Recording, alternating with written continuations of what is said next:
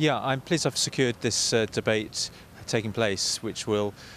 be focusing on the issue of the policy of prosecutions of offences that contravene the Abortion Act. And that has come about prompted by the Daily Telegraph investigation of gender selection abortions and the decision of the Crown Prosecution Service not to prosecute in those particular cases, which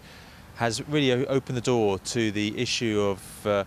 really how can we possibly not prosecute cases that are in the public interest, such as when gender selection abortions are authorised by GPs. But also it's really just shone a light into what's going on up and down our country in relation to abortions, where there's effectively no safeguards, and the Abortion Act provisions in relation to having to establish at the very least a medical risk to the patient are really just ignored. We have a practice now that we're aware of where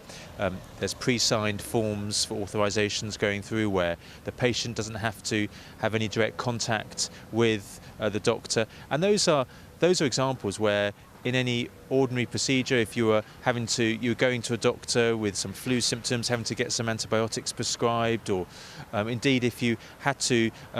wanted to have contraception, you'd have to go through vigorous checks. And how extraordinary that when we're seeking to end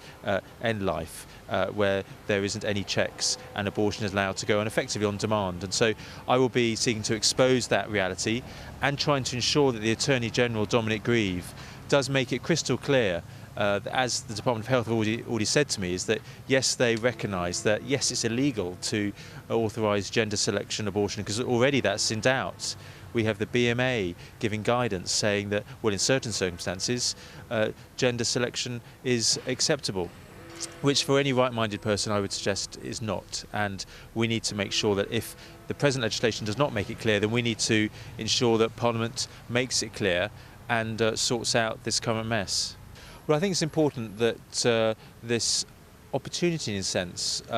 which has come out of a sad state of affairs, is not lost, and that we all recognise that this is an area when we're looking at very practically what is now the implementation. We often talk about our challenging wanting to reduce the time limits and looking at those areas of debate around abortion, but we need to get very practical about what is happening in our GP surgeries, maybe in our own local GP practice. We need to challenge every GP that they are going to at least comply with the law and at least comply with the spirit of the law, which is that a doctor needs to be engaged in this whole issue, that they shouldn't allow this to go by, and that we keep the law. And that's what we should do. And that many of us think the law should be changed in the current state, but at the very least, let's keep the law. So let's pray about that. Let's practically write to our clinical commissioning groups to make sure that they're taking it seriously. And then also urge your members of Parliament that they will really take on board this issue and realise that it must be an issue of national importance and not